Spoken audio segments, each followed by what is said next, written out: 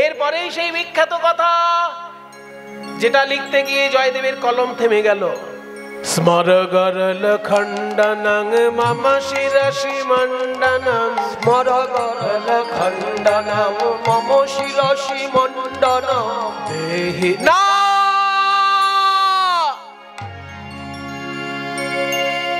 আমি লিখতে পারবো না, আমি লিখতে পারবো না। রাধে তোমার চরণ আমার মাথায় দাও, এটা আমি লিখতে পারবো না। দেহি পদ পল্লব মুদারম, আমি লিখতে পারবো না। কারণ শাস্ত্রে আমি উদাহরণ দেখাতে পারবো না।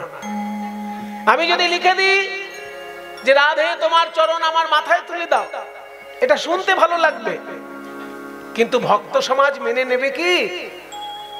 ভক্ত সমাজ বলবে জয়দেব তুমি কি রাজসভার কবি না ভক্ত সমাজের কবি?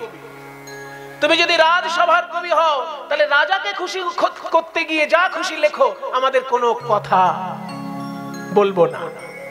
কিন্তু তুমি যদি ভক্ত সমাজের কবি হও তাহলে ভক্ত প্রাণে আঘাত লাগতে পারে, এমন কথা তো তোমার কাছ থেকে আশা করতে পারি না। রাধারানীর চরণ গোবিন্দের মাথার উপর তুলে দেবে, এটা তুমি কোন শাস্ত্রে পেয়েছো? কোন শাস্ত্রে কোথাও আছে যে ভক্তের চরণ ভগবানের মাথায় তুলে দিল? ভক্তের চরণ ভগবানের বুকে তুলে দিয়েছে এমন উদাহরণ আছে। কোথায় আছে বাবা? ভৃগুমুনির জীবনীতে। ভৃগুমুনি একবার পরীক্ষা করার জন্য বেরিয়েছিল যে কে বড়, ব্রহ্মা বিষ্ণু মহেশ্বরের মধ্যে বড় কে। তা কে বড় সেটা পরীক্ষা করতে গেলে তাকে রাগাতে হয়। রাগালে যদি রেগে যায় তাহলে জানতে হবে সে বড় নয়। আমাদের দলে আছে না এরকম একজন যে রাগালেই রেগে যায়? তা রাগালে যদি কেউ রেগে যায় তাহলে তার ভেতরে সহ্য ক্ষমতাটা নেই, আর সহ্য ক্ষমতা যার ভিতর নেই সে কখনো বড় হতে পারে না। তাই ভৃগুমুনি করলো কি, প্রথমেই গিয়ে ব্রহ্মাকে নিন্দে শুরু করে দিল। এই যে ব্রহ্মা, তোমার সৃষ্টির মধ্যে এত বৈষম্য কেন? অমনি ব্রহ্মা রেগে গিয়ে আগুনের পিণ্ড ছুড়ে দিল। শিব ঠাকুরকে গিয়ে নিন্দে করলো, এই যে শিব ঠাকুর তুমি দেবাদিদেব মহাদেব, কিন্তু গায়ে সাপ জড়িয়ে থাকো কেন? ওই হাড়ের মালা পরে ঘুরছো কেন? ভূতের মতো দেখায় তোমায়, ভদ্রলোক দেখায় না। যখনই এরকম বলেছে শিব ঠাকুর রেগে গিয়ে ত্রিশূল ছুড়ে দিয়েছে। এইবার বিষ্ণু বাকি আছে। ভাবলো বিষ্ণুকে নিন্দে করলে বিষ্ণু যদি রেগে যায় তাহলে কেউই শ্রেষ্ঠ নয়, কারণ সহ্য ক্ষমতা নিয়ে দিল। এবার বিষ্ণুকে নিন্দে করতে এসে দেখে কি বিষ্ণু ঘুমোচ্ছে আর লক্ষ্মী পদ সেবা করছে। বলছে ঘুমিয়ে থাকলে তাকে কি নিন্দে করা যায়? আগে জাগাতে হবে তারপর নিন্দে করব। তো জাগাবো কি করে? সরাসরি একদম বুকে পদাঘাত করে দেব, যে আমি তো এমনিই মরেছি আর মরে যাবই। একেবারে বিষ্ণুর বুকে পদাঘাত করে দিয়ে যখনই বিষ্ণুর ঘুম ভেঙেছে, বিষ্ণু কি করলেন? হাত জোড় করে বললেন, হে ভৃগুমুনি, আমার বক্ষ যে বড় কঠিন, আপনার চরণ যে বড় কোমল, আপনার চরণে ব্যথা লাগেনি তো? যখনই এই কথা বলেছে অমনি তখন ভৃগুমুনি বললেন, আমার পরীক্ষা হয়ে গিয়েছে। আমি ব্রহ্মাকে নিন্দে করলাম, ব্রহ্মা আগুনের পিণ্ড ছুড়ে দিল। শিবকে নিন্দা করলাম, শিব ত্রিশূল ছুড়ে দিল। আর তোমাকে নিন্দা না করে বক্ষে পদাঘাত করলাম, আর তুমি বললে যে তোমার বুকে পদাঘাত করেছি তাতে আমার লেগেছে কিনা। অর্থাৎ তোমার এই সহ্য গুণের জন্য সমস্ত দেবতার মধ্যে তুমি শ্রেষ্ঠ দেবতা। যে সহ্য গুণ যার ভিতরে সব থেকে বেশি, সেই সব থেকে বড়।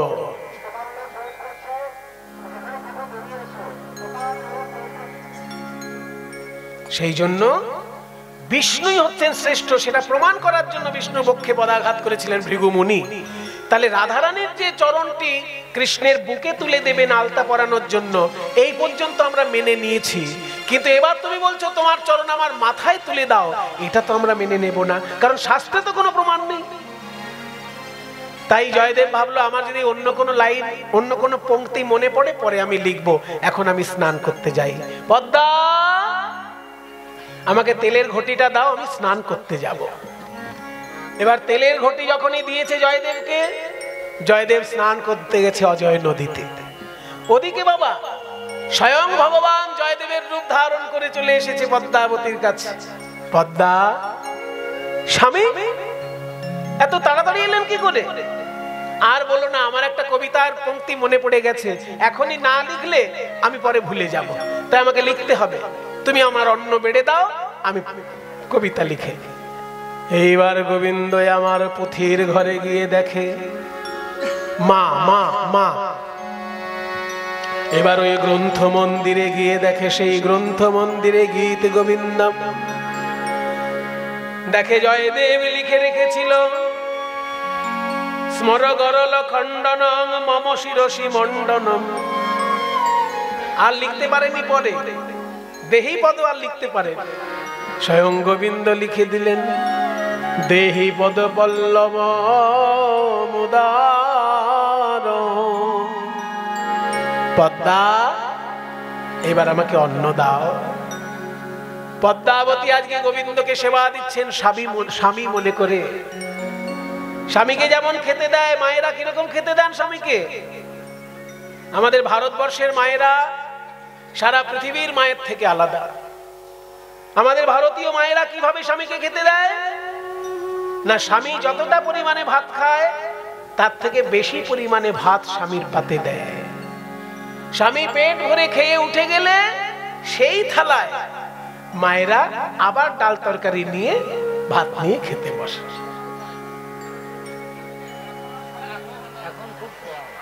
এখন খায় না, কি জানি বাবা, আমি কিন্তু আমার বাড়িতে তাই দেখতে পাই। তাহলে হয়তো আমার ভাগ্যটা ভালো, আমার ভাগ্য যদি কারো ভালো থাকে হতে পারে। এখন সব অন্যরকম কায়দা হয়ে গেছে না। আমার কিন্তু এখনো পুরনো নিয়ম মেনে চলে, সে অন্ন বেড়ে দিলে আমি খেয়ে নিলে তারপর সেই থালাতে সে খেতে বসে। এটা আমাদের ভারতীয় সংস্কার, মায়েদের সংস্কার, এটা অনেক বাড়িতেই এটা মানে। তো যখনই জয়দেবকে ওইভাবে প্রসাদ দিয়েছে, আজকে কিন্তু জয়দেব রূপী স্বয়ং ভগবান শ্রীকৃষ্ণ অন্ন প্রসাদ পেট ভরে পেয়েছেন, তারপরে বিছানায় গিয়ে শুয়েছেন। পদ্মাবতী সেই থালা ঢাকা দিলেন, স্বামীর চরণ সেবা করে স্বামীকে ঘুম পাড়িয়ে আসবেন, তারপর সেই থালায় খেতে বসবেন। এবার ওই যে স্বামী মনে করে জগৎ স্বামীর চরণ সেবা করছেন পদ্মাবতী, কিছুক্ষণ পরেই গোবিন্দ ঘুমের ভান করে ঘুমিয়ে পড়লেন। তারপর যখন পদ্মাবতী ওই থালা যে অন্ন রেখে গেছিল, থালা যখন সেই অন্নে প্রসাদ পেতে বসেছে, এমন সময় আসল জয়দেব এসেছে। পদ্মা, কে আপনি? কেন? আমি তোমার স্বামী। সাবধান, আপনি কোন ছলনাময় পুরুষ, আমার স্বামীর রূপ ধারণ করে আমাকে ঠকাতে এসেছেন। কিন্তু সাবধান, সে সুযোগ আপনি পাবেন না, কারণ একটু আগে আমি আমার স্বামীর কে পেট ভরে খাইয়েছি, তার চরণ সেবা করে তাকে ঘুম পাড়িয়ে এসেছি, তারই প্রসাদ আমি পেতে বসেছি। জয়দেব বলছে, পদ্মা, এসব তুমি কি বলছো? আমি তোমার স্বামী হয়ে তোমায় ঠকাবো? কেউ যদি তোমাকে ঠকিয়েছে, তাহলে আগে যিনি এসেছেন তিনিই তোমাকে ঠকিয়েছেন। পদ্মা, ভালো করে খেয়াল করো, আমি যখন স্নান করতে গেছিলাম, তেলের ঘটি তুমি আমার হাতে দিয়েছিলে। আমার আগে যদি কেউ এসে থাকে, তার কাছে কি তেলের ঘটিটা ছিল? সঙ্গে সঙ্গে আকাশ থেকে পড়লেন পদ্মাবতী। তাই তো, আমি যার চরণ সেবা করলাম তার কাছে তো তেলের ঘটি ছিল না। তো কই, চলো, কোথায় তিনি? বলোই তো ঘুমোচ্ছেন। চলো ঘরে গিয়ে দেখি। বিছানায় গিয়ে দেখে চাদর আর বালিশ ওলটপালট হয়ে আছে। কেউ যেন ঘুমিয়েছিল মনে হচ্ছে, কিন্তু কাউকে দেখা যায় না। জয়দেব তখন কেঁদে বলে, ওগো পদ্মা, বিছানা বালিশে এমন পদ্ম ফুলের গন্ধ কেন বা এলো? শুনেছি আমার গোবিন্দের অঙ্গে অষ্টপদ্ম গন্ধ আছে, নিশ্চয় আমার গোবিন্দ শয়ন করেছিল, তাই শয্যায় এমন পদ্ম ফুলের গন্ধ। আহা, স্বামী তিনি কিন্তু গ্রন্থ মন্দিরেও গিয়েছিলেন। গ্রন্থ মন্দির কই, চলো চলো দেখি। গ্রন্থ মন্দিরে গিয়ে দেখে যে কথা জয়দেব লিখতে পারে না, সেই কথা স্বয়ং ভগবানের বাঁকা করের বাঁকা লেখায়, দেহি পদ পল্লব মুদার, তোমার চরণ কমল আমার শিরে দাও রাই, আমার সকলে জ্বালা জুড়াইবে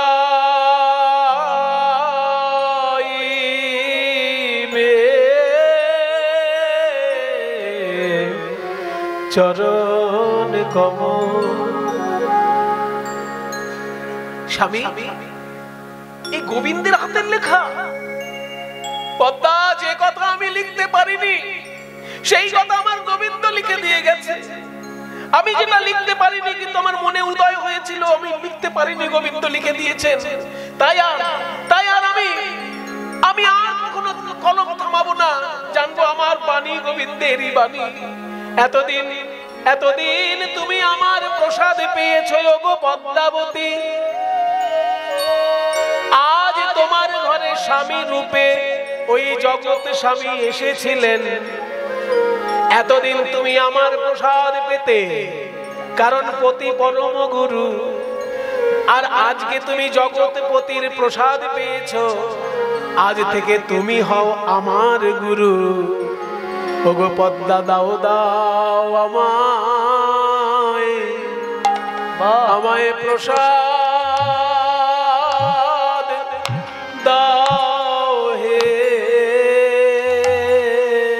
পদ্মা, দাও দাও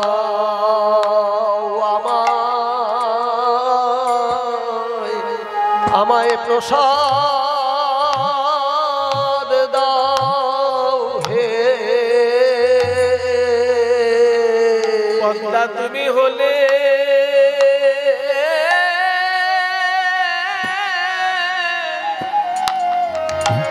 বড় ভাগ্যবতী, তোমার ঘরে পতি রূপে এলো ওই জগৎপতি। পদ্মা, তুমি বড় ভাগ্যবতী, তোমার ঘরে পতি জগৎপতি। তুমি বড় ভাগ্যবতী, ঘরে পতি রূপে এলো জগৎপতি। পদ্মা, তুমি বড়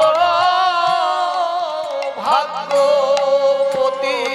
দাও দাও না আমার না না না, আর আমি আমার কলম থামাবো না। আমি বুঝতে পেরেছি আমার হৃদয়ে যে বাণী উদিত হয় সে বাণী আমার বাণী নয়। আমার হৃদয়টা ব্যবহার করছেন স্বয়ং গোবিন্দ, এই স্বয়ং গোবিন্দের বাণী। তাই আর আমি কলম থামাবো না, আর আমি কলম থামাবো না। জলতিময়ী দারুণ মদন কদন, জলতিময়ী দারুণ, জলতিময়ী দারুণ, জলতিময়ী দারুণ, জলতিময়ী দারুণ, জলতিময়ী দারুণ। জ্বলে গেল জ্বলে গেল জ্বলে গেল, জ্বলে গেল, জ্বলে গেল জ্বলে গেল, জ্বলে গেল মদনানলে প্রাণ, জ্বলে গেল, জ্বলে গেল মদনানলে প্রাণ, জ্বলে গেল, জ্বলে গেল মদনানলে প্রাণ। রাধে আমায় রক্ষা করো মদনানলে প্রাণ, ওগো রাধে আমায় রক্ষা করো মদনানলে প্রাণ, জ্বলে গেল, জ্বলে গেল জলতিময়ী দারুণ মদন কদনানল।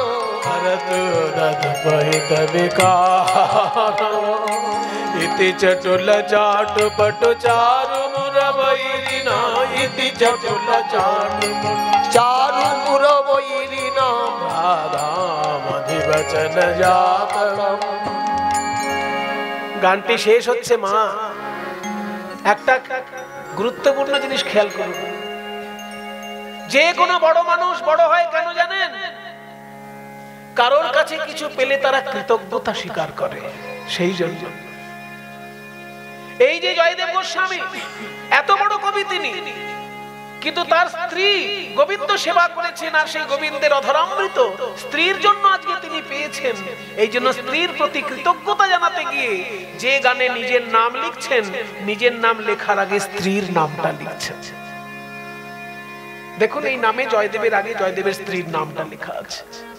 জয়তি পদ্মাবতী রমন জয়দেব কবি, জয়তি পদ্মাবতী, জয়তি পদ্মাবতী, জয়তি পদ্মাবতী। বলি সবাই মিলে জয় দাও ভাই, সবাই মিলে জয় দাও ভাই। ভাগ্যবতী পদ্মাবতীর সবাই মিলে জয় দাও ভাই। ভাগ্যবতী পদ্মাবতী, ভাগ্যবান জয়দেব, ভাগ্যবতী পদ্মাবতী, ভাগ্যবান জয়দেব। ভাগ্যবতী পদ্মাবতীর সবাই মিলে জয় দাও। জয়তি পদ্মাবতী রমন জয়দেব কবি, ভারতী বনিতমতি সাত। চরণে হাত দিয়ে ক্ষমা চাইবার গানটি জয়দেব গোস্বামী লিখেছিলেন। কিছুতেই মান যখন ভাঙছে না, এক এক করে 7টা উপায় অবলম্বন করছেন শ্রীকৃষ্ণ।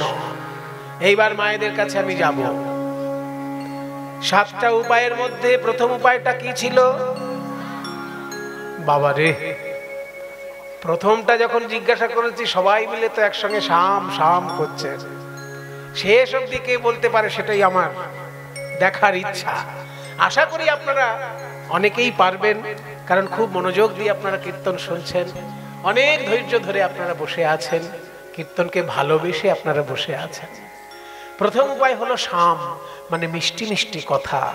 আজকে প্রাণ গোবিন্দের মতন মিষ্টি মিষ্টি কথা কেউ কি বলতে পারে বাবা? ও মায়েরা, শ্রীকৃষ্ণ 2 রকমের কথা বলতে ভালোবাসেন। এক হচ্ছে মিষ্টি কথা, আর এক হচ্ছে সত্যি কথা। সব মিষ্টি কথাই কিন্তু সত্যি হয় না, আবার সব সত্যি কথা আপনারাই বলে দিলেন। সব মিষ্টি কথা যেমন সত্যি হয় না, তেমনি আবার সব সত্যি কথা মিষ্টিও হয় না।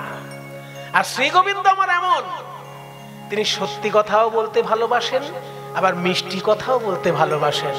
তবে শাস্ত্র আলাদা। যদি কেউ শ্রীকৃষ্ণের মিষ্টি মিষ্টি কথা শুনতে চান, তাহলে গীত গোবিন্দ পাঠ করতে হবে। আর যদি শ্রীকৃষ্ণের মুখে সত্যি সত্যি কথা শুনতে চান, তাহলে শ্রীমদ্ ভগবত গীতা পাঠ করতে হবে। গীতায় ভগবান যেগুলো বলছেন সেগুলো সত্যি কথা।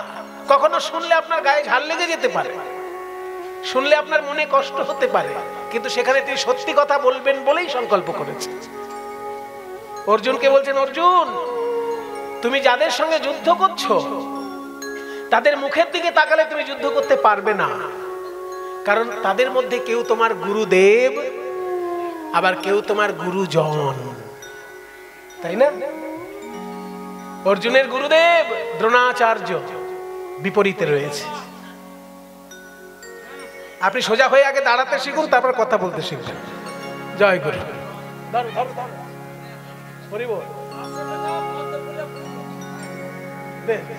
ঠিক আছে, জয় গুরু। হ্যাঁ ঠিক আছে, ওইদিকে আসুন, ওনার সঙ্গে কথা বলুন। এই দাও, এই যে আসুন দাদা, আসুন। বিধান বাবু আপনি গ্রহণ করুন ওই দাদার ভক্তিপূর্ণ দান। সুভাষ নাম যিনি দান করলেন, সুভাষ বাবু, উনি 500 টাকা এই গোবিন্দ সেবায় দান করলেন। জয় গুরু। ঠিক আছে, উনি সোজা হয়ে দাঁড়াবেন, কথা দিয়েছেন। জয় গৌর হরি। ঠিক আছে, যেটা বলছিলাম, কি বলছিলাম, সব মিষ্টি কথা সত্যি হয় না, বা সব সত্যি কথা মিষ্টি হয় না। আমি তার প্রমাণ। মাঝে মাঝে এমন সত্যি বলে ফেলি সেটা হয়তো মিষ্টি লাগে না সবার। শ্রীকৃষ্ণ মিষ্টি কথা বলেছেন গীত গোবিন্দে, আর সত্যি কথা বলেছেন গীতায়। দেখুন অর্জুনকে কি বলছেন, যে তোমার বিরুদ্ধে যারা দাঁড়িয়েছে তাদের মধ্যে কেউ তোমার গুরুদেব, কেউ তোমার গুরুজন, কিন্তু তারা অন্যায়কে সমর্থন করছেন, তাই তাদের বিরুদ্ধে তোমাকে যুদ্ধ করতেই হবে। মাইকটা দেখো কেমন ঝিনঝিন করছে, একটু খেয়াল করো। হ্যালো ঝিনঝিন, হ্যালো, এইবার ঠিক হয়ে গেছে আমার।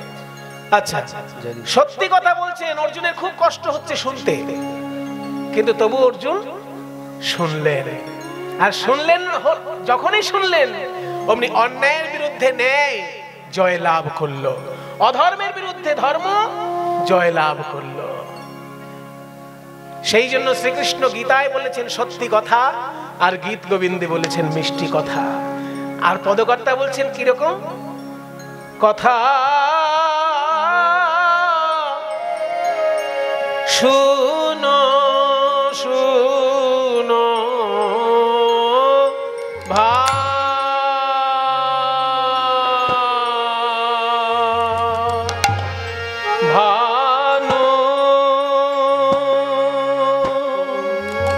ভানু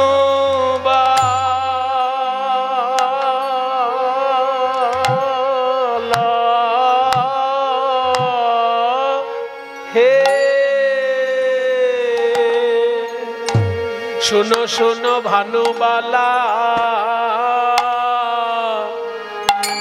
প্রেম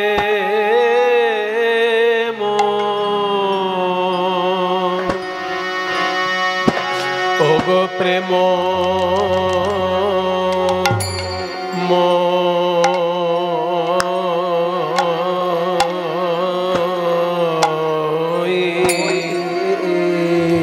শোনো শোনো ভানুবালা প্রেমময়ীরা,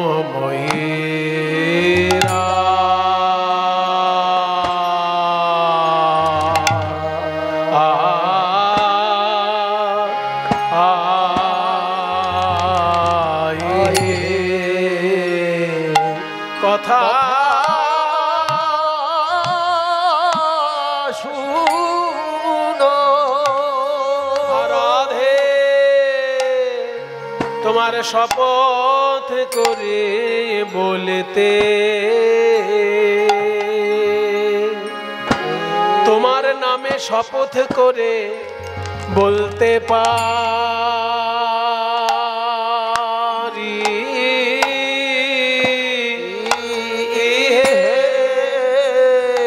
না না তুমি বিনা আমার কে হো নাই হে, ওগো প্রেম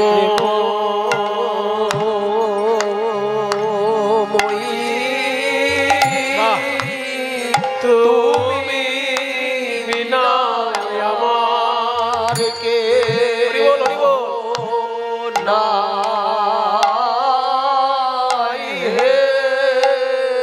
এবার দেখুন মিষ্টি কথা কেমন, গীত গোবিন্দ থেকে বলছি।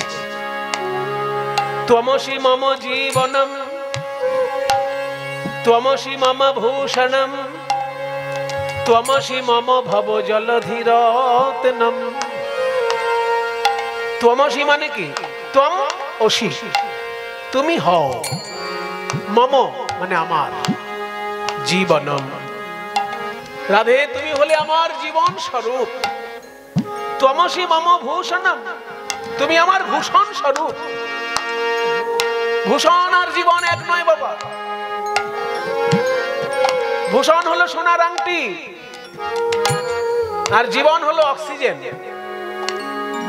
সোনার আংটি পড়লে ভালো দেখায়, আর অক্সিজেন নিলে মানুষ বেঁচে থাকে।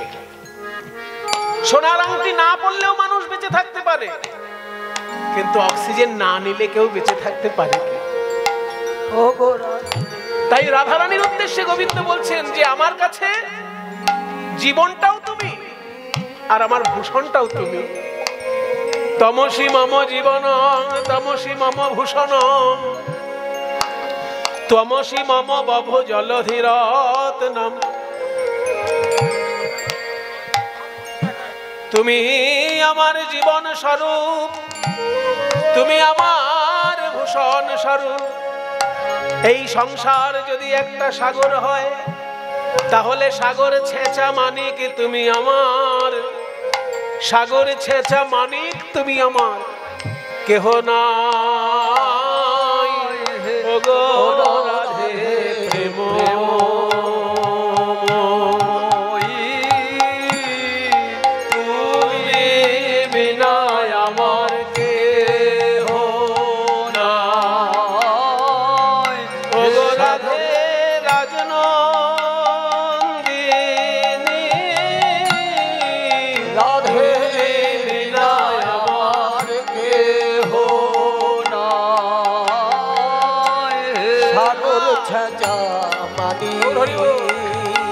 আমার তুমি বিনা আমার কেহ নাই হে জীবনে একমাত্র গতি তুমি বিনা আমার কেহ তিওর তাল চলছে। নাই। ও গো রাধে প্রেম গৌর হরি বল।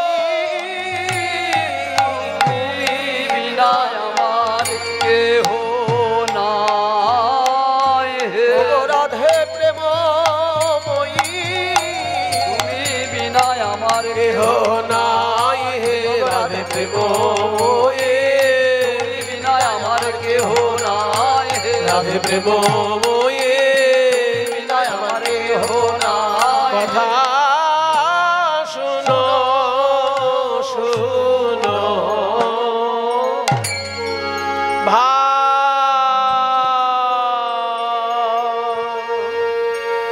কথা শোনো শোনো ভানুবালা প্রেমময়ী রাই,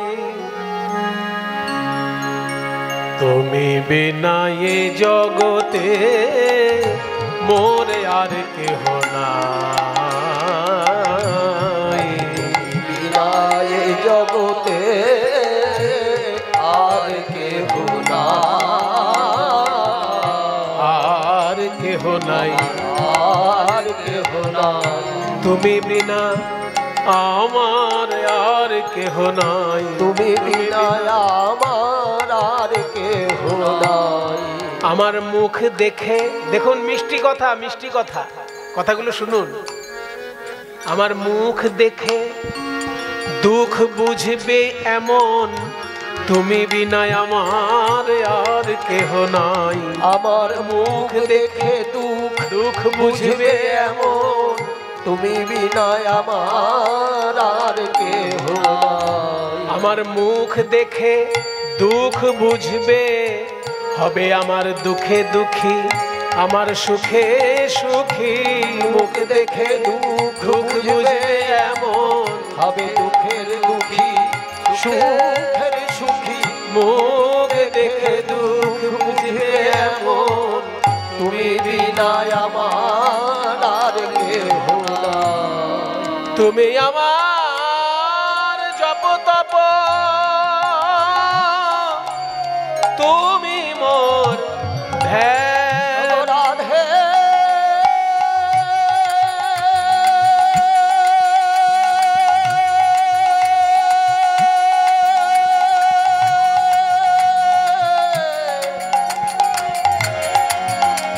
প্রেমময়ী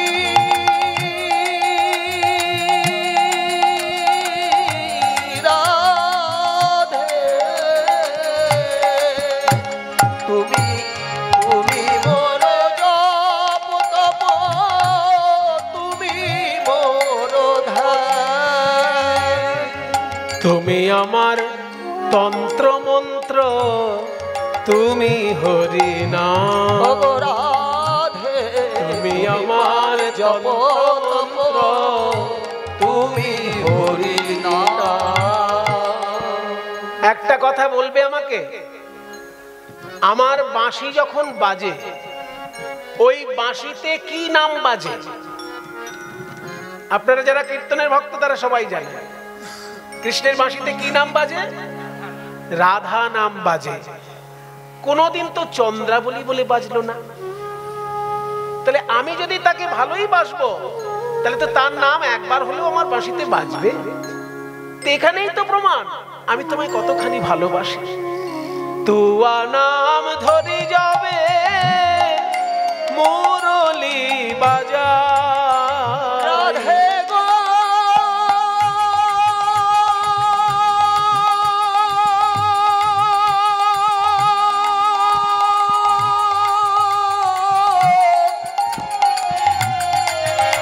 প্রেমময়ী রাধে,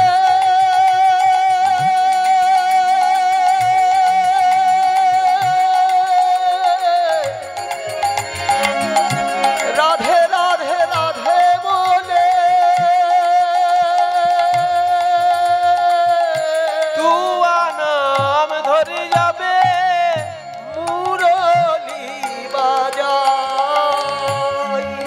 দেখি কি জানো, সকল ভুলিয়া সবে আমার কাছে আইসে রাই। সকল ভুলিয়া সবে কাছে আইসেরা। তোমার নাম যখন আমার বাঁশিতে বাজে আমি কি দেখি জানো, যোগী যোগ ভোলে মুনির ধ্যান টলে। যোগী যোগ ভোলে মুনির ধ্যান টলে। রাধে তোমার নামের গুণে যোগী যোগ ভোলে মুনির ধ্যান টলে। ও গো রাধে তোমার নামের গুণে যোগী যোগ ভোলে মুনির ধ্যান টলে। আমি কিন্তু প্রমাণ দিলাম তুমি আমার সর্বস্ব ধন, কারণ আমার বাঁশিতে যখন বাজে তাতে শুধু তোমার নামই বাজে। ওই যে বাঁশি বাজছে ওতে তো রাধা রাধা বলেই বাজছে।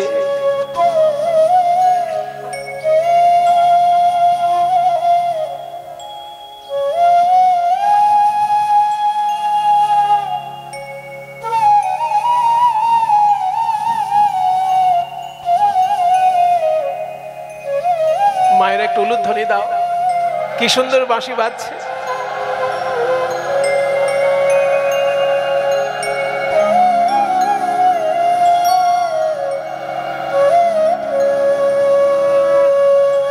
রাধা রাধা বলে বাঁশি বাজে, তাতে যোগী যোগ ভুলে যায়, মুনির ধ্যান টলে যায়।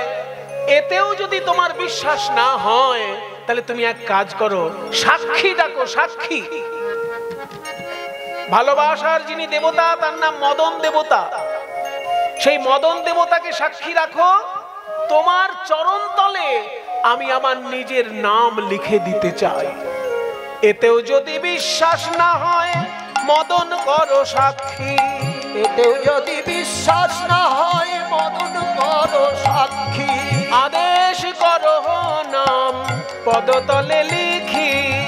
আদেশ করো নাম পদতলে লিখি। তুমি শুধু একবার বলে দেখো রাধারানী, আমার নাম হলো কৃষ্ণ নাম, আমি কৃষ্ণ।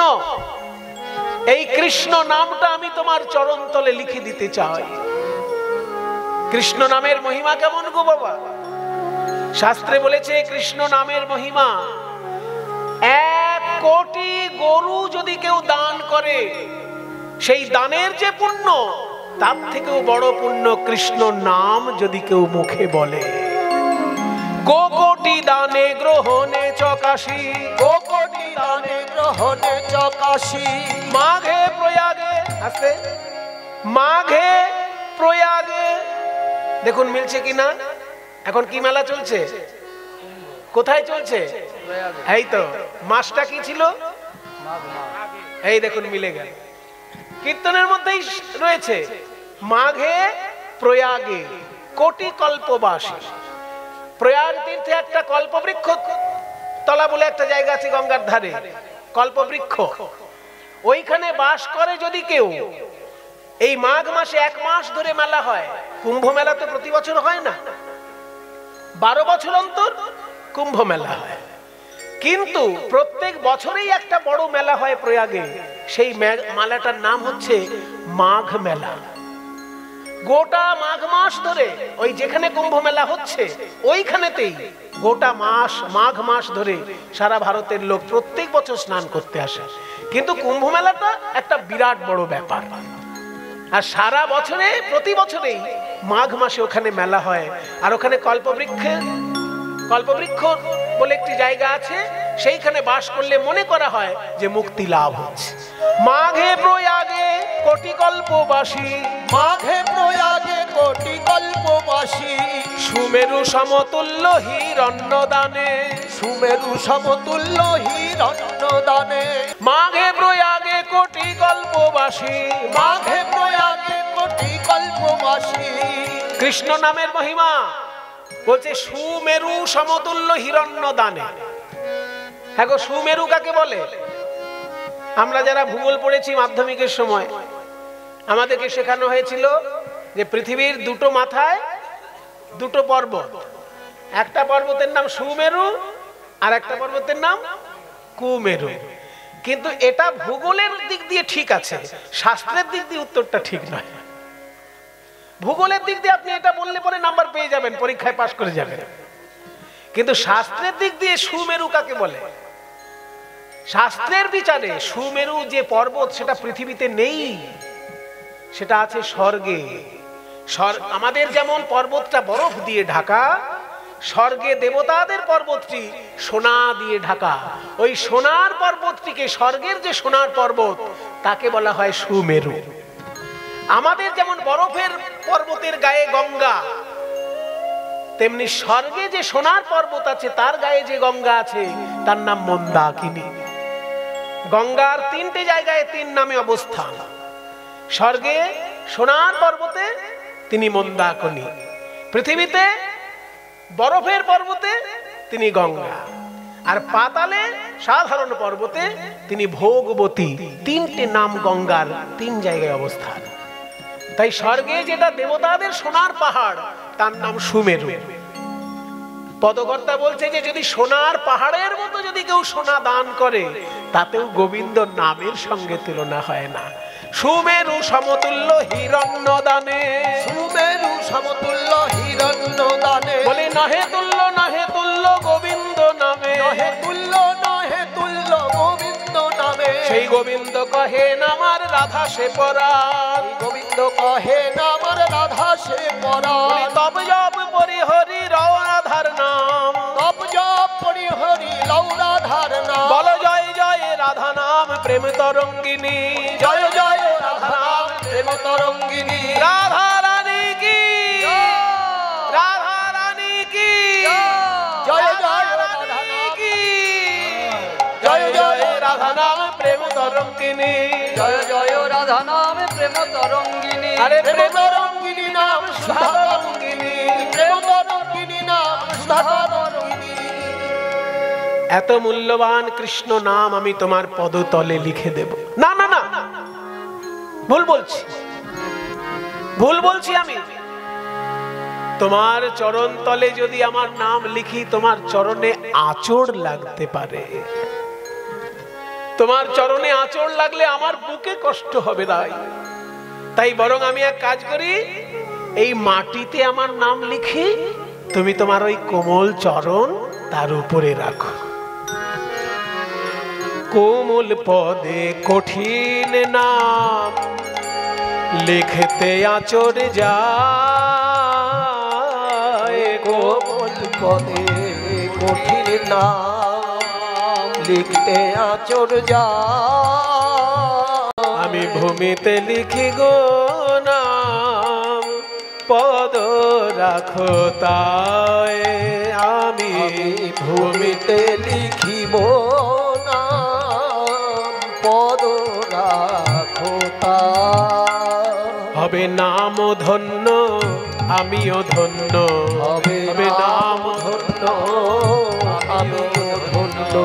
ওগো রাধে তোমার চরণ পরশে নাম নামি ধন্য হবে। রাধে তোমার চরণ পরশে নাম নামি ধন্য হবে। ও রাধে তোমার চরণ পরশে হবে নাম ধন্য, আমিও ধন্য। এইবার মায়েরা আপনারাই বলুন, এত মিষ্টি কথা গোবিন্দ ছাড়া আর কেউ বলতে পারে? বলছে আমি আমার এই মূল্যবান নাম তোমার চরণ তলে লিখে দেব। না না, চরণে লিখলে তোমার কষ্ট হতে পারে, বরং আমি মাটিতে লিখছি, তুমি চরণটা তার উপর রাখো। এত মিষ্টি কথা, কিন্তু তবু রাধারানীর মান ভাঙলো না। যখন রাধারানীর মান ভাঙলো না, এত শুনে বিধুমুখী কোপ দিঠে চায়, এত শুনি বিধুমুখী কোপ দিঠে যায়, এত শুনি বিধুমুখী কোপ দিঠে যায়, এত শুনি বিধুমুখী কোপ দিঠে যায়। না যায় দুর্জয়মান জ্ঞান দাসে গায়, না যায় দুর্জয়মান জ্ঞান দাসে গায়। রাধারানীর মান ভাঙলো না মিষ্টি মিষ্টি কথায়। তাহলে প্রথম পদ্ধতিটা বাতিল। দ্বিতীয় পদ্ধতি কি ছিল বাবা? ও বাবা বেশ জোরেই বলছে কিন্তু, দান। তাহলে সাম দান। দান মানে কি বলেছিলাম? 5 ভরি। 5 ভরির গয়নায় আপনারা না হয় অবাক হবেন, কিন্তু রাধারানী কি অবাক হবে? কারণ রাধারানী তো রাজার মেয়ে। রাধারানীর গায়ে যে ওজন, সেই ওজনের সোনা রাধারানীর বাবা দান করেন। তাহলে 5 ভরির হারে কি তার মন উঠবে বলুন? তাই গোবিন্দ দেখলেন সোনা দানা দিয়ে রাধারানীর মন পাওয়া যাবে না, বরং যে জিনিসটা রাধারানীর নাই আমার কাছে আছে, আমার যে জিনিসটা থাকার জন্য রাধারানী পাগল হয়ে থাকে, সেইটা বরং তাকে উপহার দিই। সেটা কি? আমার সাধের মুরলী। রাধে, এই বাঁশির সুর শুনলে তুমি পাগল হয়ে যাও। নাও নাও, আমার সাধের মুরলী তোমায় দিলাম, তুমি এবার অন্তত আমার মুখের দিকে তাকাও। ওগো রাধে প্রেমময়ী, লেহো লেহো লেহো লেহো রায় সাধের মুরলী। রাধে আমি রাখাল, আমি রাখাল বই তো নয় হে। আমার কিবা আছে কিবা দিব হে, তাই তোমারে সাধের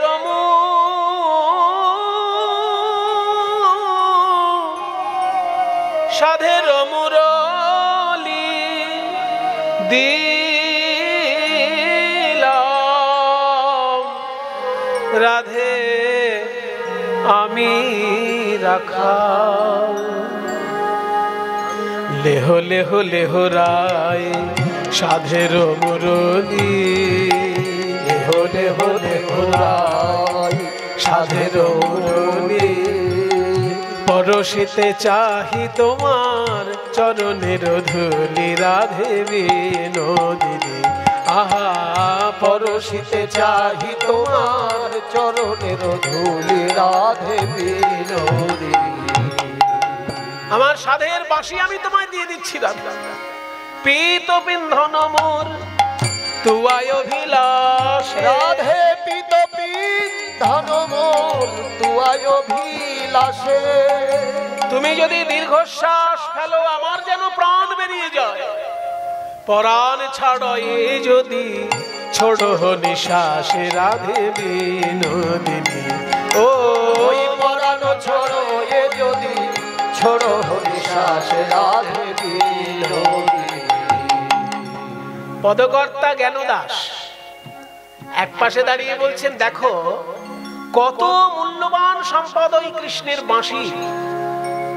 রাধারানী বলছেন, কৃষ্ণ বলছেন যে আমি তোমার চরণে বাঁশিটা দিতে চাই, মূল্য হিসেবে পয়সা চাই না, তোমার চরণের ধুলো চাই। তাহলে পদ ধুলো দিলে যদি ওই দামি বাঁশি পাওয়া যায়, কেন যে রাধারানী দিতে চাইছেন না পদধূলি, এ আমার মাথায় ঢুকছে না। এত ধনে ধনী যে সেখানে কৃপ, এত ধনে ধনী যে সেখানে কৃপ।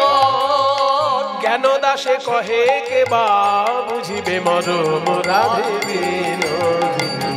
ও জ্ঞান দাসে কহে কে বা বুঝিবে মরম রাধে বিনোদিনী। মূল্যবান সম্পদ ওই সাধের মুরলী।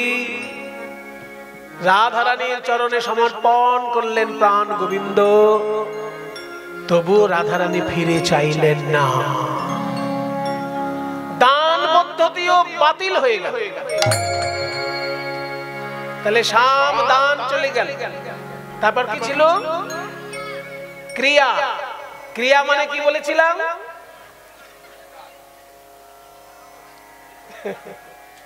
সোনার রিকশা, দুবাই।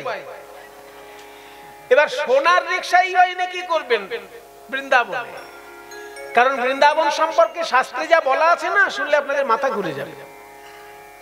বৃন্দাবনে গেলে আমরা দেখি শুকনো শুকনো ডালপালার গাছ, বৃন্দাবনে গিয়ে দেখি শুকনো শুকনো মাটি পাথর, কিন্তু ধ্যানের যে বৃন্দাবন সেখানে শুকনোর কোনো জায়গা নেই, সেখানে শুধু রস আর রস। ধ্যানের বৃন্দাবনে দেখতে হয় কি জানেন, যে যেখানে রাধারানী স্নান করছেন সেই কুণ্ড তার চারিদিকটা সোনা দিয়ে বাঁধানো, সোনা, আর সোনার মাঝে মাঝে কোথাও হিরে, কোথাও চুনি, কোথাও পান্না, কোথাও প্রবাল, এইসব মণিমুক্ত দিয়ে সাজানো আছে।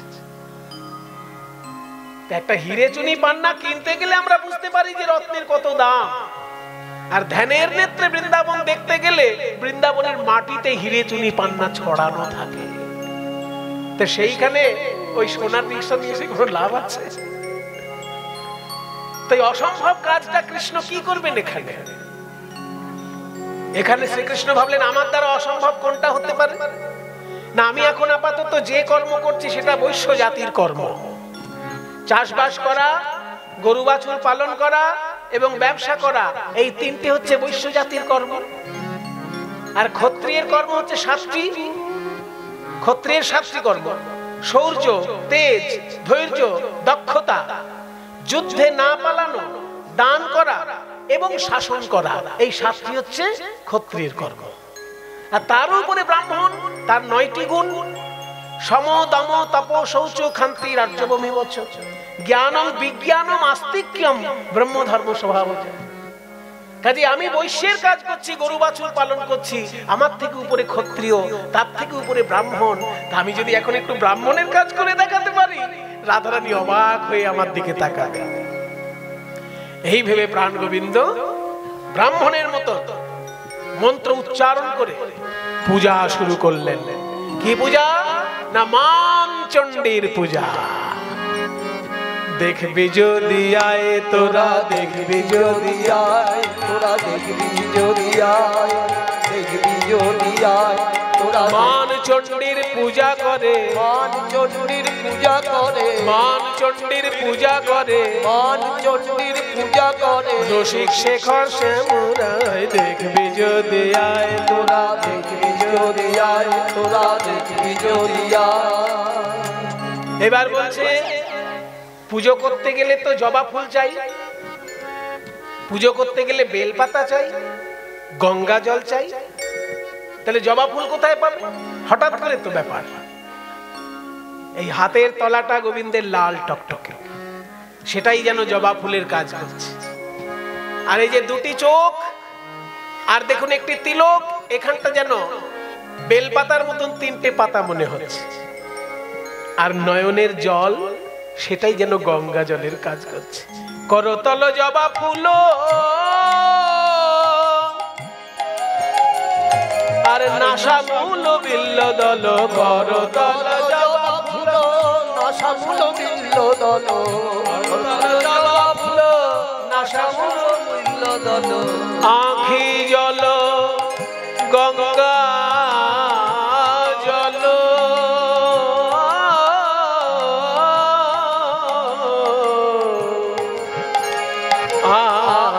আঁখি জল গঙ্গা জল দিচ্ছে চণ্ডীর রাঙা পায়, দেখবি যদি আয় তোরা, দেখবি যদি আয়। মান চণ্ডীর পূজা করে, মান চণ্ডীর পূজা করে, রসিক শেখর শ্যামরায় দেখবি যদি আয় তোরা, দেখবি যদি আয় তোরা, দেখবি যদি আয়। যে রাখাল সারাদিন গরুর পেছনে ছুটে ছুটে গরু তাড়ানো শব্দ করে, হর হর হর হর হর হর, এই বাঁয়ে যা বাঁয়ে যা, গরুর পিছনে ছুটে ছুটে যে রাখাল এইরকম বলে বাবা, এবার তার মুখ থেকে যদি কঠিন কঠিন সংস্কৃত শ্লোক বেরোয়, সে তো অবাক ব্যাপার। গোবিন্দ আমার তাই করছেন। ব্রাহ্মণ যেমন নিষ্ঠা সহকারে চণ্ডী পাঠ করে, তেমনি আজকে মুখ থেকে চণ্ডী পাঠের শ্লোক করছেন, বলছেন গোবিন্দ। সবাই মিলে একটু হাত জোর করে বসুন, আমরা একটু মাকে ডেকে নিয়ে এই সুযোগে সবাই একটু করজোড়ে জগৎ জননীর চরণ চিন্তা করুন। আজকে প্রাণ গোবিন্দ রাখাল হয়েও তিনি ব্রাহ্মণের আচরণ দেখানোর জন্য চণ্ডী পাঠ করে মায়ের পূজা করছেন। ওম নমঃ চণ্ডিকায় নমঃ, ওম নমঃ চণ্ডিকায় নমো নমঃ। ওম রাত্রে ব্যাখ্যাদতে প্রপদ্যে ত্বং স্বাহা ত্বং স্বধা ত্বং এব ষটকার স্বরাত্মিকা সুধাতুমক্ষরে নিত্যে ত্রিধা মাত্রাত্মিকা স্থিতা অর্ধমাত্রা স্থিতা নিত্যা জ্ঞানোচ্চার্या विशेषतः त्वमेव सा सावित्री त्वं देवी जननी परा त्वयैव धार्यते सर्वं त्वयैतत्सृज्यते जगत् त्वयैतद्पाल्यते देवी त्वमतु सन्त्येष सर्वदा विशिष्टौ सृष्टिरूपा त्वं स्थितिरूपा च पालने तथा संहृतिरूपान्ते जगतोऽस्य जगन्मये महाविद्या महामाया महामेधा महास्मृतिः महामोहा च भवति महादेवी महाशूली प्रकृतिस्त्वं हि सर्वस्य गुणत्रय विभाविनी कालरात्रिर्महारात्रिर्मोहरात्रिशदारुणा त्वं श्री त्वमेश्वरी त्वं रे त्वं बुद्धिर्बोधलक्षणा लज्जा पुष्टिस्तथा तुष्टिस्त्वं शान्तिः शान्तिरेव च खड्गिनी शूलिनी घोरा गदिनी चक्रिणी तथा शङ्खिने जाबिरे बाण घोषोणे बलिहायुधा सौम्या सौम्यतरा शेष सौम्यभ्यस्त्वति सुन्दरी परापराणां परमा त्वमेव परमेश्वरी त्वमेव परमेश्वरी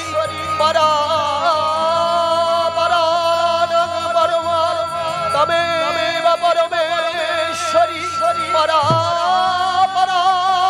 परमा तमेव परमेश्वरी।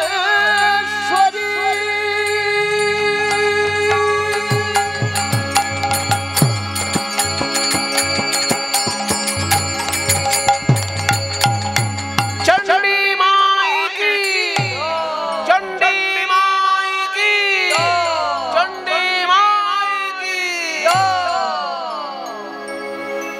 কঠিন কঠিন শ্লোক বললেন গোবিন্দ। ললিতা, বিশাখা, চিত্রা সবাই অবাক হয়ে দেখছেন গোবিন্দের মুখের দিকে। গরু তাড়ানো রাখাল এই শ্লোক বলল কি করে? কিন্তু যাকে অবাক করার জন্য এত মন্ত্র, তার কিন্তু কিছুতেই ভ্রুক্ষেপ নেই। অর্থাৎ এত কঠিন কাজ করা সত্ত্বেও কৃষ্ণের উদ্দেশ্য সাধিত হলো না, ক্রিয়া পদ্ধতিও বাতিল হয়ে গেল। সাম দান ক্রিয়া কাজে লাগলো না। তারপর ভেদ। ভেদ মানে কি বলেছিলাম? হ্যাঁ, আমি বড় আর তুমি ছোট, এটা প্রমাণ করে দেওয়া। এইবার শ্রীকৃষ্ণ সেই কাজটি করছে। এই যে ললিতা, তোমার রাধারানীকে বলে দাও এত অহংকার করা ভালো না। আমি তখন থেকে চরণ ধরে, তখন থেকে আমি কত কথা বলে মান ভাঙার চেষ্টা করছি, আমার বাঁশিটা পর্যন্ত দিয়ে দিলাম ওই চরণে, আর এখন কিরকম ভাবে দেখো আমার মুখের দিকে তাকাচ্ছেই না। ওর এত অহংকার কিসের? সারা বৃন্দাবনের লোকে রাধে রাধে বলে, কেউ কৃষ্ণ কৃষ্ণ বলে না, কিন্তু রাধে রাধে বলে কেন? আমার প্রিয়তমা বলেই তো রাধে রাধে বলে। কি গো মায়েরা, বৃন্দাবনে রাধে রাধে কেন বলে? শ্রীকৃষ্ণের প্রিয়তমা বলেই তো। ওই রাধা যদি কংসের প্রিয়তমা হতো, কেউ রাধে রাধে বলতো? কংসের গিন্নির কোন নাম কি কেউ কোথাও শুনতে পায়? কংসের গিন্নির নাম কি? অথচ কংস ছিল ওই এলাকার রাজা। কৃষ্ণদেরও রাজা কংস আর মথুরার লোকেরও রাজা কংস। তাহলে কংসের গিন্নির নাম কেউ জানে না, কিন্তু কৃষ্ণের প্রিয়তমার নাম সবাই বলে। তাহলে রাধা যদি কংসের গিন্নি হতো, কেউ কি তার নাম করতো বলুন? কৃষ্ণের প্রিয়তমা বলেই তো রাধারানীর নামটা করছে। প্রসঙ্গক্রমে আপনাদের শুনে রাখা ভালো, কংসের 2 স্ত্রী ছিল। একজন স্ত্রীর নাম অস্তি, একজনের নাম প্রাপ্তি। কংসের 2 বউ, তার স্ত্রীদের নাম হচ্ছে অস্তি এবং প্রাপ্তি। তারা কার মেয়ে? তারা জরাসন্ধের মেয়ে।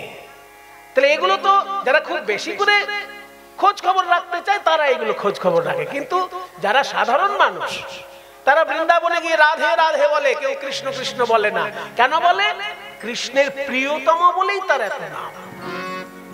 কাজে আমার উপরে এত মান করা কিন্তু ভালো নয়। সত্যযুগে আমি 5টা অবতার হয়ে এসেছি, তখন তোমাদের রাধা কোথায় ছিল জানো? সত্যযুগে আমার 5টা অবতারের নাম কি? এই দেখো, মিন কুর্ম বরাহ বামন নৃসিংহ আদি অবতার। মিন কুর্ম বরাহ বামন নৃসিংহ আদি অবতার। কে না জানে বৃন্দাবনে তোহে কহি পুনর্বার। কে না জানে বৃন্দাবনে তোহে কহি পুনর্বার। সত্যযুগে আমি 5 বার অবতার হয়ে এসেছি। প্রথমে মৎস্য, তারপর কুর্ম, তারপর বরাহ, তারপর নৃসিংহ, তারপর বামন। এই 5টা অবতার আমি সত্যযুগে হয়েছি। তখন তো রাধা নামকে কেউ চিনত না বৃন্দাবনে। ত্রেতা যুগে আমি 2 বার অবতার হয়েছি, একবার পরশুরাম আর একবার দশরথের পুত্র রাম। পরশুরাম রূপ ধরি ক্ষত্রিয় নিধন করি। পরশুরাম রূপ ধরি ক্ষত্রিয় নিধন করি। রাবণ বধ লাগি হাম রামচন্দ্র রূপ ধরে। রাবণ বধ লাগি হাম রামচন্দ্র রূপ ধরে। আমি রামচন্দ্র রূপে রাবণ বধ করেছি। আরো শুনবে? এবার ললিতা ফট করে কানের কাছে বলছে, এত যে কথা বলছো, তুমি সত্যযুগে অবতার হয়েছো কিনা আমরা জানি, আর ত্রেতা যুগে তুমি রাম বা পরশুরাম কিনা সেটাও কি আমরা জানি। অন্য কাহিনী তো নিজের দিকে চালিয়ে দিচ্ছ তুমি। তখন বলে, শোনো, আমার পূর্বজন্মের কথায় তোমাদের বিশ্বাস হচ্ছে না তো?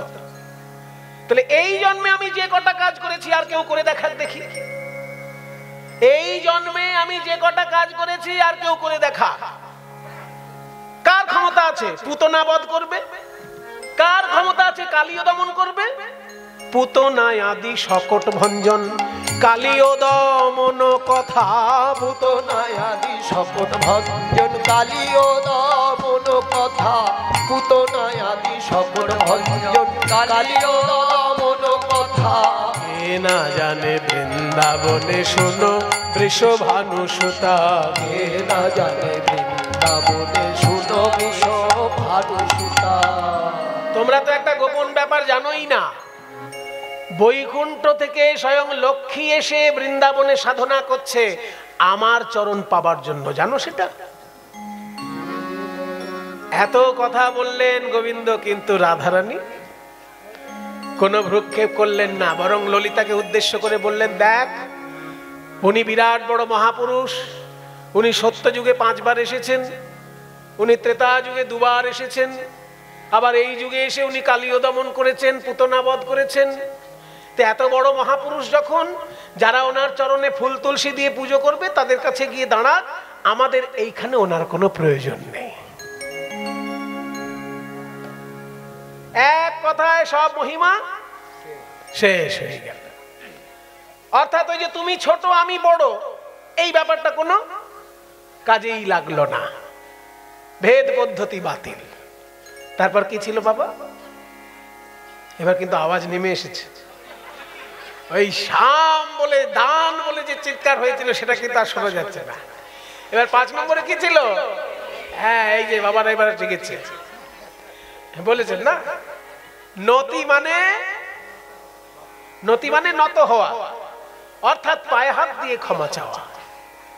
তো শ্রী গোবিন্দ রাধারানীর পায়ে হাত দিয়ে ক্ষমা চাইবেন, এটা বিখ্যাত একটা ব্যাপার। এই বিষয়টা নিয়ে যিনি গান লিখেছিলেন তার নাম আপনারা সবাই জানেন, ভক্ত কবি জয়দেব।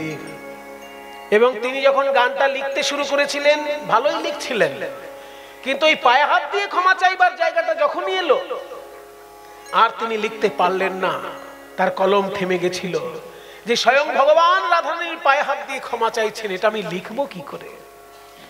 সেই বিখ্যাত গানটা আমি একটু শুরু করি। সেই গানটির শুরুটার নিয়ম আছে, এক লাইন গানে 8খানা তালের প্রয়োগ হবে। গীত গোবিন্দের পাতায় লেখা আছে 8টা তাল। 8টি তাল কি কি আমি নামগুলো বলছি, আড়, দোজ, জ্যোতি, শশীশেখর, গঞ্জন, বিষম পঞ্চম, রূপক, সোম। এই 8খানা তাল এক লাইন গানে গাইতে হবে। এবার যারা গান বাজনা শেখে তারা না হয় বুঝতে পারবে, কিন্তু সবাই তো আর এই কঠিন কঠিন তালের গান শিখতে পারবে না। সেই জন্য আমি আপনাদের কাছে যখন গাইবো এক একটা তাল শেষ হলে হাতটা দুদিকে করব, তাহলে বুঝতে পারবেন কোথায় কোন তালটা শেষ হচ্ছে। 8খানা তাল হলো কিনা মিলিয়ে নেবেন। 8খানা তাল এক লাইন গানে। গানের লাইনটা হচ্ছে, বদসি যদি কিঞ্চিদপি দন্তরুচি কৌমুদি হরতি দর তিমিরামতি ঘৌরম। সংস্কৃত গান।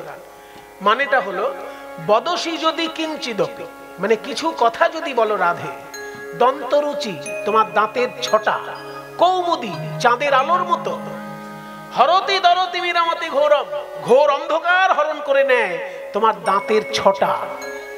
অর্থাৎ চুপ করে থেকো না, একটু কথা বলো, গম্ভীর হয়ে থেকো না।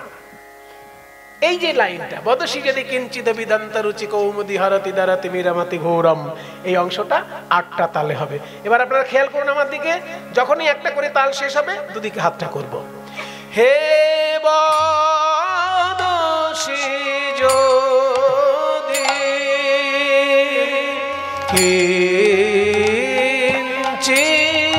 কিঞ্চিদপি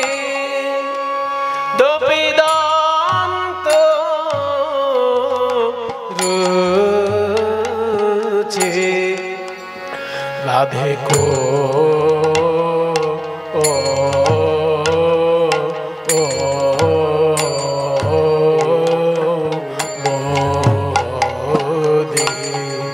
রাধে হরতি অতি দরতি অতি মীরাম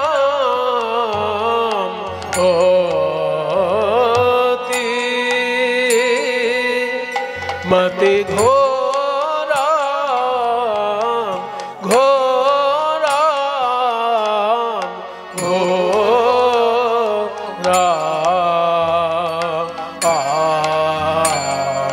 শেষ।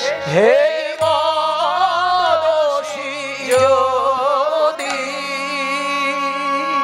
কারা কারা গুনলেন একটু হাত তুলুন দেখি।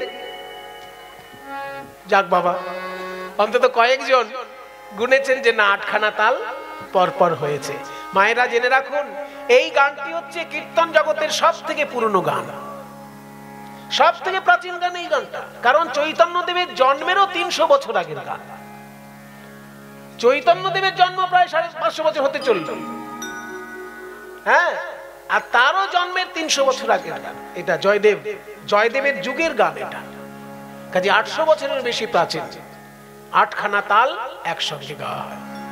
স্ফুরত ধর শ্রীধাবে, পরের লাইনটা, স্ফুরত ধর শ্রীধাবে তব বদন চন্দ্রমা রোচয়তি লোচন চকৌরম। সুর একই থাকবে, তালটা শুধু পাল্টে যাবে। এবার তালটা হবে বীর বিক্রম তাল। রাধে স্ফুরত ধর শ্রীধাবে রাধে তব বদন চন্দ্রমা রাধে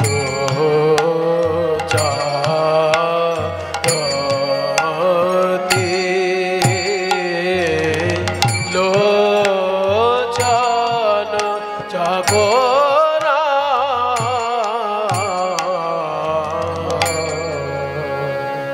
মানে তোমার বদনটি যেন চাঁদ আর আমার চোখ দুটো যেন চকর পাখি।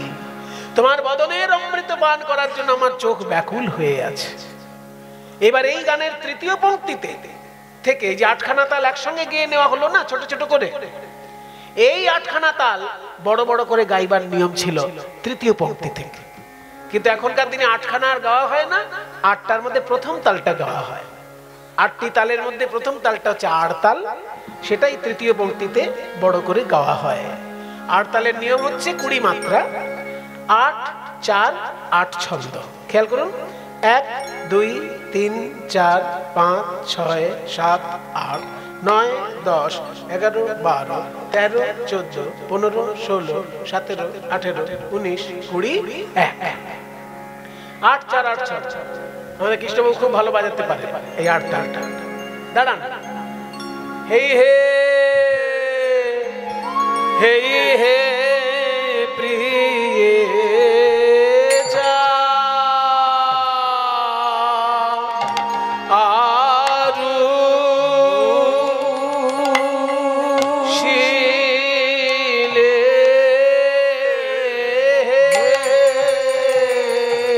ওগো চারু শিলে মঞ্চ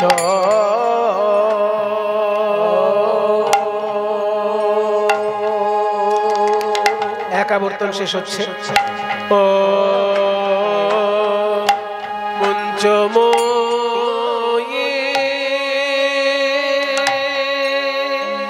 মঞ্চময়ী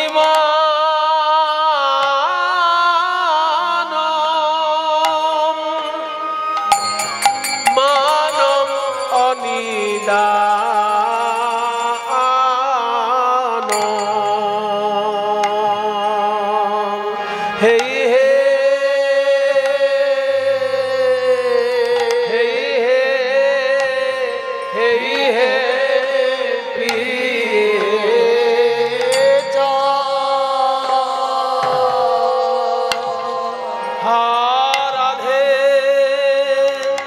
তোমার কারণ মা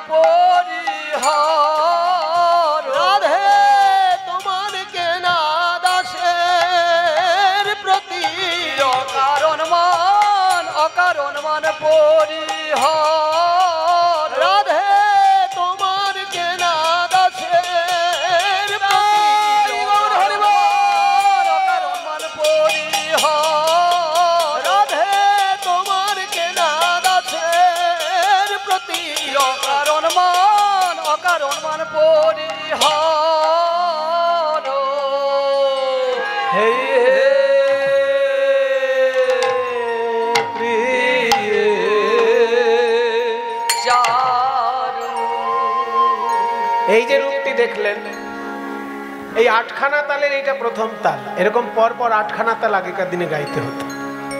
এখনকার দিনে শুধু নিদর্শন হিসেবে এটা রয়ে গেছে। এর পরের অংশ এখনকার দিনে ছোট তালে গাওয়া হয়, ঝাঁপ তালে। स्वपदि मदनानलंगदव शिवम मानसं সপদি মদনানলো দহতি মম মানসো देहि मुख कमल मधुपानं जय राधे দেহি মুখ কমল মধুপানম জয় রাধে সত্যমে বাসি যদি সুদতি মই কোপিনী সত্যমে বাসি যদি সুদতি মই কোপিনী। আস্তে আস্তে সংস্কৃত গান তো, বাংলাগুলো একটু বুঝে নেন। সত্যমে বাসি যদি সুদতি, এত সুন্দর দাঁত তোমার, ওরকম গম্ভীর থাকলে ভালো লাগে, একটু হাসো।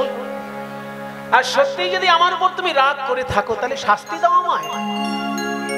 দেহি খর নয়ন সরঘাতম জয় রাধে দেহি কর নয়ন সরঘাতম জয় রাধে।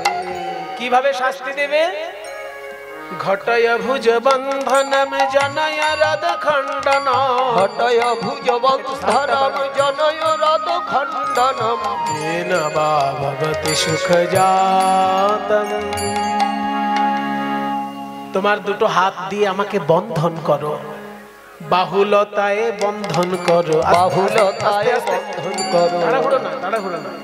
বাহুলতায় বন্ধন করো, বাহুলতায় বন্ধন করো হৃদয় কারাগারে রাখো, বাহুলতায় বন্ধন করো। হৃদয় কারাগারে রাখো ওগো রাধে রাজনন্দিনী, হৃদয় কারাগারে রাখো ওগো রাধে রাজনন্দিনী হৃদয় কারাগারে রাখো বাহুলতায় বন্ধন করো। রাধে তোমার ওই চরণের সৌন্দর্যটি, মাইকটা কেমন যেন একটু বসে গেল ভাই, একটু দেখো তো। আগে যে একটা খোলা আওয়াজ পাচ্ছিলাম, এখন কেমন একটা চাপা আওয়াজ পাচ্ছি।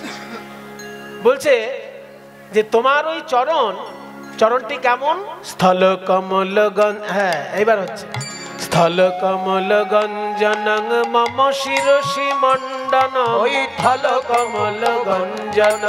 মম হৃদয় রঞ্জন। আস্তে আস্তে, স্থল কমল গঞ্জনম, রাধারানীর চরণের বর্ণনা হচ্ছে। স্থল কমল মানে থলপদ্ম।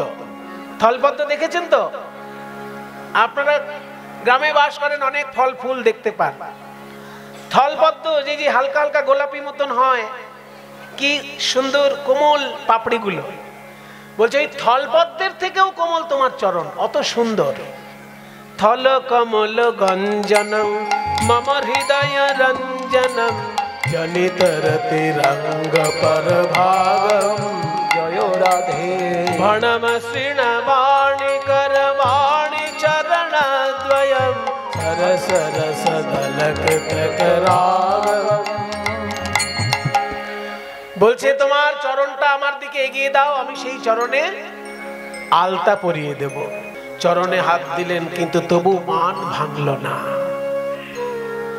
সাবধান ক্রিয়াভেদ নতি, তাতেও হলো না। তারপর কি ছিল? উপেক্ষা মানে কি বলেছিলাম? চুপ করে থাকা। এতক্ষণ তো যা বলার কৃষ্ণই বলছেন, রাধারানী চুপ ছিলেন। সেই জন্য কৃষ্ণ বলছিলেন বলে আমরা গানগুলো শুনতে পাচ্ছিলাম। কিন্তু এবার কৃষ্ণ চুপ করে গেলেন, মান ভাঙানোর জন্য পদ্ধতি হিসেবে চুপ করে গেলেন। এবার কথা কে বলবেন? কথা বলতে সখীগণ। ও গো বিনোদিনী, চেয়ে দেখ ধনী, পদে চিন্তামণি, গড়া গড়ি যায়।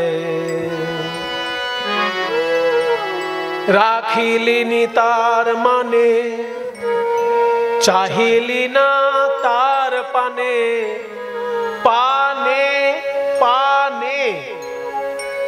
একদিকে পানে মানে দিকে, গোবিন্দের দিকে, তার পানে। এবার বলছে পা নে, মানে পাটা এবার গুটিয়ে নে, এবার পা নে, পা নে, নইলে গোবিন্দের চূড়া ঠেকবে পায়ে। ও গো কমলিনী চেয়ে দেখ ধনি, সুরধুনি উদ্ভব যার পায়ে, সুরধুনি মানে গঙ্গা, সুরধুনি উদ্ভব যার পায়ে, সে লুটায় তোর পায়ে তুচ্ছ মানের দায়ে। এইভাবে পায়ে গোবিন্দ কজনে পায়, আবার যে পায় সে পায় তারি কৃপায়। পেয়ে আবার কে বা হারায়, হারাই হারাই হারাই,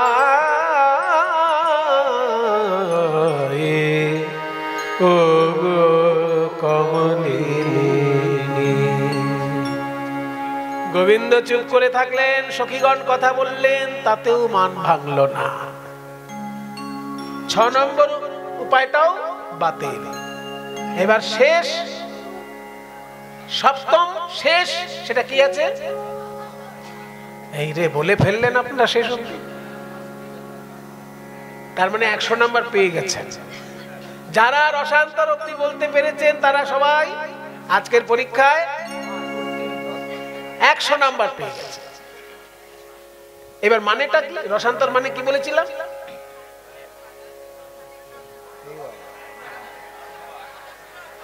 কারেন্ট শক, মানে কোন চমকপ্রদ রস সৃষ্টি করা। এবার আমি কারেন্টের উদাহরণ দিয়েছি কারণ আমাদের যুগে কারেন্ট আছে, তাই। কৃষ্ণের যুগে তার কারেন্ট ছিল না, তাহলে সেই যুগে তিনি কি করেছেন সেটা বৈষ্ণব পদকর্তার কাছে আমরা জানতে পারছি। হঠাৎ গোবিন্দ কি করলেন জানেন? সাপে কাটা রুগী যেমন পড়ে গিয়ে ছটফট করতে থাকে, তেমনি গোবিন্দ হঠাৎ মাটিতে ধাস করে পড়ে গেলেন।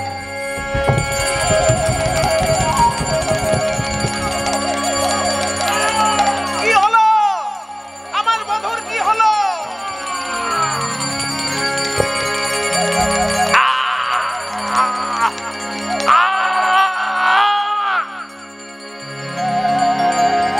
কত শত মিনতি করল বরনা, কত শত মিনতি করনা, কত শত মিনতি করল বরনা। গলহি গলহি অম্বর করহি কর জড়ি রে, গলহি অম্বর করহি কর জড়ি রে। তবু ধনী পালটি না চাহো, তবু ধনী পালটি না চাহো। ছটপট ছটপট করছেন, কি করলেন? বলছে তব হুরো শিকরাজ শিরজিয়া মন মাঝে, তব হুর শিকরাজে শিরজিয়া মন মাঝে, শিরজিয়া মন মাঝে। তব হুর শিকরাজে শিরজিয়া মন মাঝে। গদ গদ কহে কিছু বাণী, গদ গদ কহে কিছু বাণী, গদ গদ কহে কিছু বাণী, গদ গদ কহে কিছু বাণী, গদ গদ কহে কিছু বাণী, গদ গদ কহে কিছু বাণী। গদ গদ কহে কিছু বাণী। বলে রাধে আমায় সাপে কেটেছে, একটা ফনা, দুটো ফনা, তিনটে, চারটে, 5টা ফনা, পঞ্চমুখী সাপ আমাকে দংশন করেছে। পঞ্চবদন ওহি মঝুমনে দংশল হে।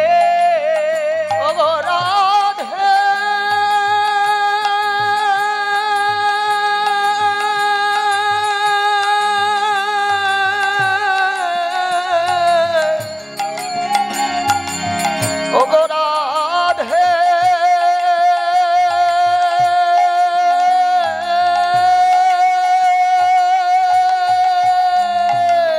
পঞ্চম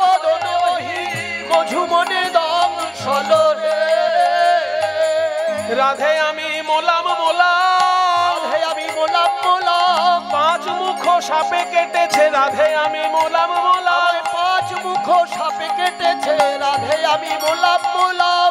মরতে আমি ভয় করি না, এক দুঃখ রইল মনে, মরণকালে তোমার চাঁদ বদনে দেখা হলো না। এক দুঃখ রইল মনে, চাঁদ বদন দেখা হলো না, এক দুঃখ রইল মনে, চাঁদ বদন দেখা হলো না। ওগো রাধে আমি মোলাম মোলাম, ব্যাকুল ভেদ পরাণী। এবার রাধারানী কি আর মান করে থাকতে পারেন? যখন শুনলেন গোবিন্দকে সাপে কামড়েছে, রাধারানী আবার সাপের বিষ ঝাড়া মন্ত্র জানতেন। এবার যারা সাপের বিষ ঝাড়া মন্ত্র জানে তারা কি করে? শত্রুকেও যদি সাপে কামড়ায় তাকে বাঁচিয়ে তবে বাড়িতে আসে। কারণ শত্রু শত্রুতা করুক, কিন্তু সে মরে যাবে কেন? বেঁচে থাক। তাই রাধারানী বলছে, মধু তুমি মরবে না, শুধু আমাকে বলো কোন সাপে কামড়েছে, আমি মন্ত্র দেব। কি হইল বলে ভাই করলো কোন। ওহে প্রাণনাথ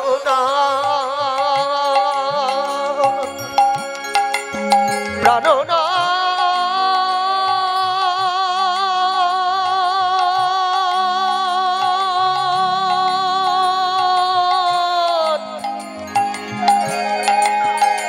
প্রাণনাথ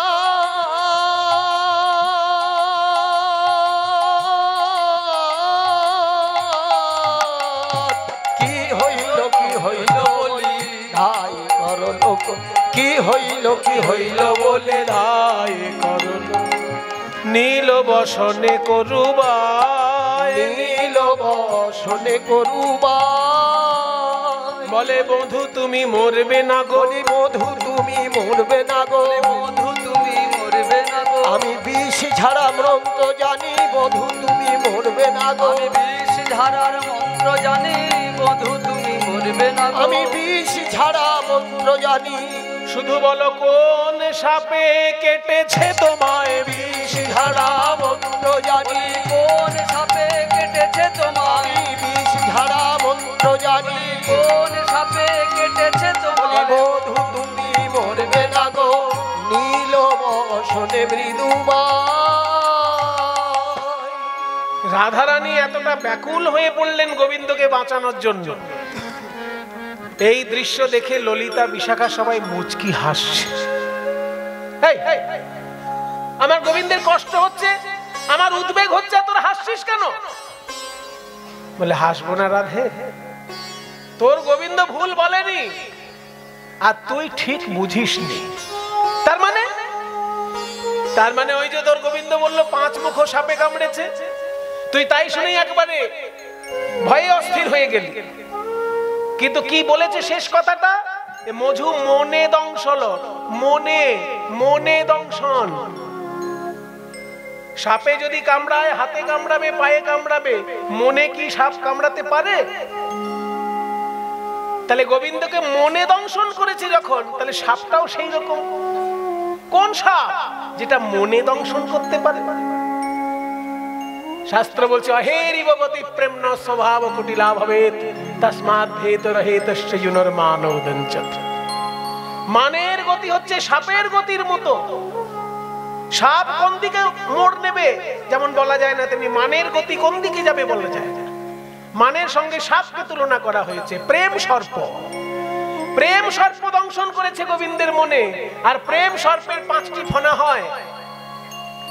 ভারতীয় দর্শন বলছে কারোর হৃদয়ে যদি প্রেম জাগে তার পাঁচটা কারণ হতে পারে। কি কি কারণ?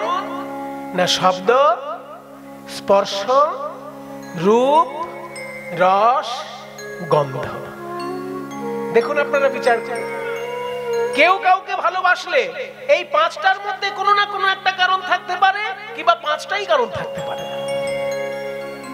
শব্দ, স্পর্শ, রূপ, রস, গন্ধ, এগুলো এক একটা ফনা স্বরূপ প্রেমরূপী সর্পের। তাই প্রেম সর্প গোবিন্দকে দংশন করেছে, যার পাঁচটি ফনা শব্দ, স্পর্শ, রূপ, রস, গন্ধ। ওই দেখ তোর গোবিন্দ কেমন আস্তে আস্তে হাসছে, দেখ দেখ গোবিন্দ।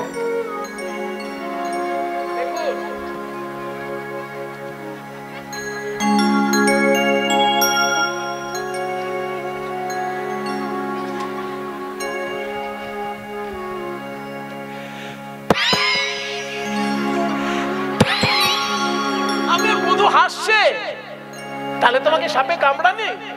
বাঁচলাম বাবা, আমি বাঁচলাম। আমার প্রাণ গোবিন্দের কিছু হয়ে গেলে আমি যে বাঁচতাম না রে সখী। তাই বলছে দুর্জয় মন ততহি ভঙ্গ ভেল রে। গৌর হরি বল। দুর্জয় মান ততহি ভঙ্গ হেল রে। উদ্ধব ইহ রসগা, উদ্ধব ইহ রসগা। বলি দুর্জয় মান দূরে গেল,